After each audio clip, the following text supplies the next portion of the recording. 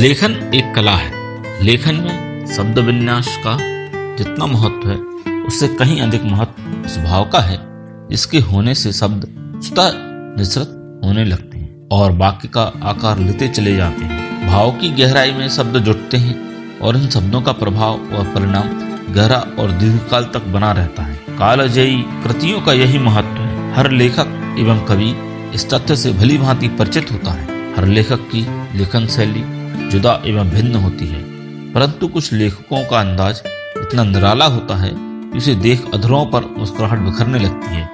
उनकी अजीबोगरीब लेखन शैली और जीवन पद्धति जानने योग्य है। हिंदी साहित्य के शिरोमणि महाकवि निराला की लेखन शैली अद्भुत थी और उनका जीवन भी निराला था। उन्होंने अपनी अधिकांश रचनाएं अपनी ससुराल डलमऊ में स्थित एक बुर्ज में बैठकर लिखी थी। वे कहते थे कि वहीं पर उनकी भावाभिव्यक्ति छलक उठती है और शब्दों का रूप धर लेती थी। हिंदी के कथाकार मोहन राकेश नियमित रूप से अपने अध्ययन कक्ष में प्रातः से साढ़े 4 बजे तक लिखते थे। लिखते समय वे किसी से मिलना पसंद नहीं करते थे। उनकी एक और आदत थी, यदि किसी भी वजह से उनके लेखन में व्यतिक्रम आ जाता था और वे आगे बढ़ नहीं पाते थे तो उन्हें फिर से पहले पन्ने से ही लिखना प्रारंभ करना पड़ता था। हिंदी गजल के जनक दुष्यंत कुमार को बीड़ी पीने की आदत थी। गजल लिखते समय वे इसका खूब सेवन करते थे। मधुर सुल्तानपुरी उस समय तक शेर नहीं रच पाते थे जब तक घर में कोलाहल और कोहराम ना मचा हो। कोलाहल के बीच पता नहीं उनको कैसी प्रेरणा मिलती थी और वो आह्लादित होकर अच्छा शेर रच लेते थे। वे कहते थे कि घर में जब बच्चे आपस में उधम मचाते हों या धर्मपत्नी महाभारत खड़ा कर रही हो या फिर नौकर वेतन बढ़ाने की धमकियां दे रहा हो तो उनकी रचना मुखर हो जाती थी। शायर लुधियानवी लिखने से पहले स्वयं को एक ऐसे बंद कमरे में कैद कर लेते थे जहां रोशनी तक नहीं पहुंच सकते थे। वे पसीने से तरबतर होकर सिर लिखते थे। खुले स्थान पर आराम से बैठकर लिखना उनकी प्रकृति में नहीं था। ऐसी स्थिति में वे कुछ भी नहीं लिख पाते थे। शायर इंकलाब, जोश, महिलावादी प्रातः सैर समाप्त करके लिखते थे। बस यही समय उनके लिखने का था। शेष समय वे लिखने का मन नहीं बना पाते थे। प्रख्यात शायर अल्लामा इकबाल की लेखन शैली अनोखी थी। वे शायर के साथ साथ विख्यात वकील भी थे। जब भी उनको अवकाश मिलता वे फरसी हुक्का भरवाकर पलंग पर लेट जाते थे और अपने मुंशी को मुकदमों की कार्रवाई लिखवाने की बजाय तत्क्षण सूझने वाले शेर लिखवाना शुरू कर देते थे। परंतु लोकप्रिय गीत सारे जहां से अच्छा हिंदुस्तां हमारा उन्होंने अपने हाथ से लिखा था। उर्दू लेखिका इस्मत चुगताई ने अपनी अधिकतर कहानियां बर्फ खाकर लिखी हैं।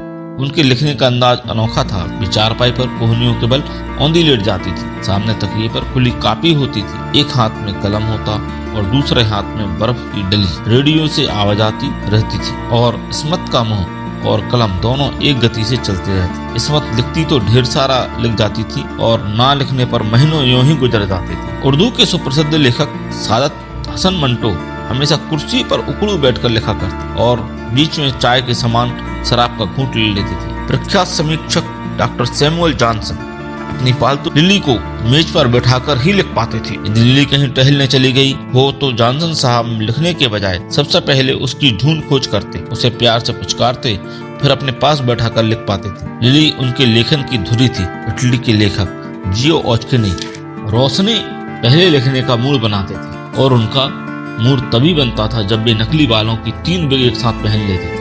प्रसिद्ध जर्मन कवि फ्रेडरिक वान शिलर की आदत हैरत भरी थी।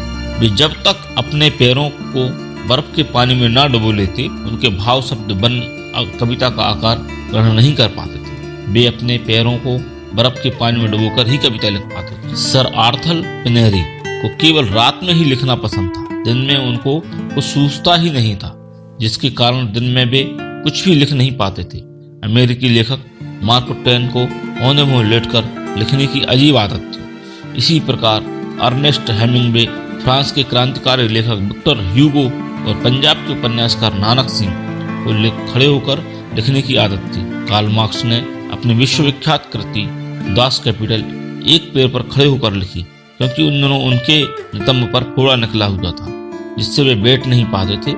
कार्ल मार्क्स ने अपने मित्रों से एक बार हंसी हंसी में कहा था कि मेरा ये फोड़ा पूंजीपतियों को बहुत दर्द देगा, और उनकी यह बात सच निकली। विश्वविख्यात फ्रांसीसी लेखक वालजाक की समझ में आया कि टाइम टेबल उलट देने से लिखने का भाव ज्यादा अच्छा होता है। अतः वे हर रोज शाम को 6 बजे सो जाते थे वे पेरिस की मस्तानी शाम में निद्रा के आगोश में रहते थे। वे 12 बजे से लिखना शुरू करते। लिखने से पहले हर बार अपने आप से कहते, अब शुरू करो बाल्जाक, लिखने का समय हो गया। महान फ्रांसीसी लेखक अलेक्जेंडर ड्यूमा का विचार था कि सभी प्रकार की रचनाएं एक ही रंग के कागज पर नहीं लिखनी चाहिए। वे उपन्यास को आसमानी रंग के कागज और अन्य रचनाओं को गुलाबी रंग के कागज पर लिखते थे। यही उनका क्रम था और उन्होंने इसे अंत तक नहीं बदला। ग्राहम ग्रीन साफ लकीरदार कागज पर लिखते थे।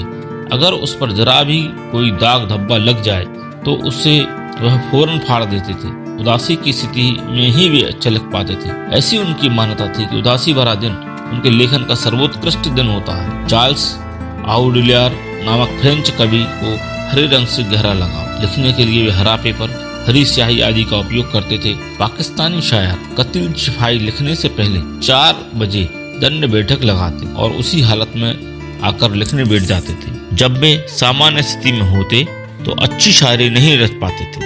हर लेखक एवं कवि के लिखने का अपना खास अंदाज होता है। वस्तुतः लेखन का अंदाज जो भी हो, मूल बात है कि इस लिखने के लिए भाव दशा बन रही है या नहीं। अनुभवी कवि कहते हैं कि शब्द विन्यास का ध्यान देने से रचना उतनी उत्कृष्ट नहीं होती, परंतु यदि भाव है तो उसकी अभिव्यक्ति में शब्द स्वतः फूट पड़ते हैं और यही स्थिति लेखन की सर्वोत्कृष्ट है। महत्वपूर्ण बात यही है, प्रसिद्ध लेखकों कवियों को जानने की जिज्ञासा उनके अनोखे अंदाज के प्रति आकर्षण पैदा करती है, परंतु महत्वपूर्ण है कि क्या लिखा गया है, कैसे लिखा गया है, यह नहीं।